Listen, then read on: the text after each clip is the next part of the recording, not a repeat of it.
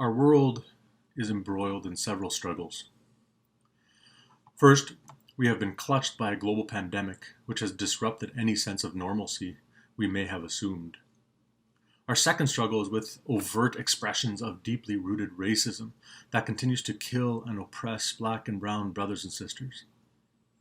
Both of these, the pandemic and systemic racism, are not isolated struggles.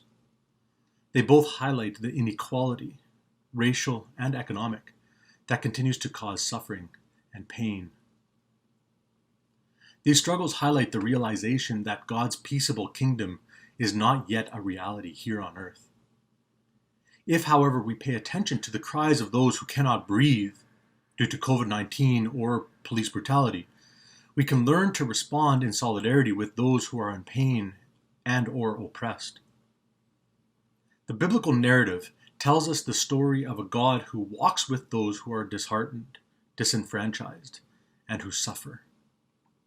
It also invites those who believe in this God and who follow his Son, Jesus Christ, to see how all of humanity is interconnected. When one suffers, creation is not well. Things are not as they should be. If we are interested in embodying God's peace and justice in this world, what happens to one should also matter to others. If we seek to be a peace church, we must therefore recognize our interconnectedness, challenge injustice, while accompanying those who suffer. Recognizing our interconnectedness, however, means calling into question the myth of the individual. The notion of the individual suggests that one is free or separate from others. It assumes that one can be independent from others, pushing against the idea that others may determine or affect one's actions. Thus, the battle that rages on when we seek to emphasize the individual is one that seeks to be free from others. One thing that COVID-19 has highlighted in the past few months, however, is how we are all intrinsically bound. And this is a reality that those who are oppressed and exploited could have already told us. Put simply, what we do affects others. What others do affects us. For better or for worse, we are inextricably bound. We only need to see how COVID-19 has spread to understand this reality. In South Africa, the notion of Ubuntu provides a significant philosophical reminder. Ubuntu has become the shorthand for the phrase umuntu gumuntu gabantu, which means a person is a person because of other people. In South Africa, Ubuntu provided an alternative logic to the history and experience of colonialism and apartheid. Apartheid, which literally means aparthood, was the rigid structure that was based on racial segregation.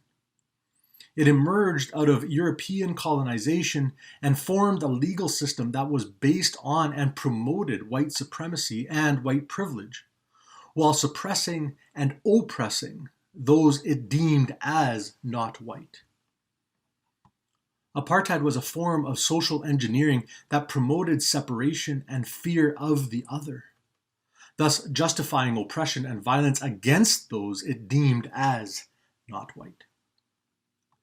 Throughout the struggle against apartheid, which officially came to an end in 1994, and into the early years of South Africa's democracy, the concept of Ubuntu provided motivation and vision. It highlighted how apartheid and its separation and exclusion attacked not only one's dignity, but one's humanity. Desmond Tutu regularly referenced the notion of Ubuntu as he challenged the logic and separating practice of apartheid. My humanity, he would remind people, is bound up, is inextricably bound with yours, and yours with mine. It seems to me that this notion of Ubuntu is a concept we might want to embrace at this time, if not from here on in. It may help us to better understand Philippians chapter 2, verses 3 to 4. Let nothing be done through selfish ambition or conceit, but in lowliness of mind let each esteem others better than oneself. Let each of you look out not only for your own interests, but also for the interests of others. Embracing such a vision of interconnectedness, however, has consequences. What happens to someone else matters to us, and what happens to us matters to others. And this may affect not only who we are, but what we do. It offers, in other words, a social vision, not an individualistic one. Embodying such a vision, however, takes a posture of solidarity. It assumes that we are not walking on our own, but with others. There are many joys in embracing such a posture, but it also means that we share in the suffering. When one member suffers, all members suffer. Thus, if we want to be healthy, we must also work to ensure that others may be well. If we want a world where everyone is treated with respect and dignity as human beings and as gifts of God, then we must ensure that the least of these, those who might not count in the eyes of the principalities and powers, are front and center in the quest for dignity and humanity. At the most fundamental level, this is what it means to be in solidarity with others. To live in solidarity, however, means that we must understand the struggles others face. In other words, a posture of being in solidarity with others means that we must also be aware of and question our constructed social realities in order to better understand why or how others are suffering. Herein lies the significance of lament.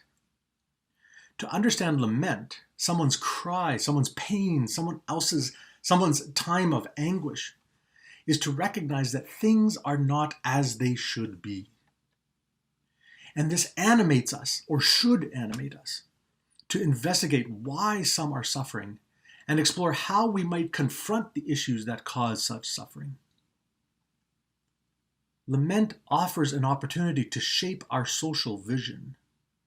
It challenges us to recognize what is not right, where harmony is not yet a reality, and what needs to change so that everyone may experience God's shalom. This creates an invitation to be the church, the called out ones, today.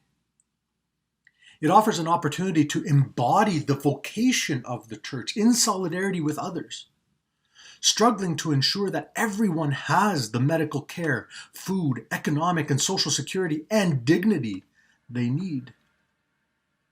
When we respond to the invitation to be the church, we can participate in a vision of hope that God is with us, works through us, and has not forsaken us. It also stirs us to action to embrace our particular vocation in and for the world and to witness to Christ's way of peace as we participate in making God's manifold wisdom known for the world. May God help us respond faithfully.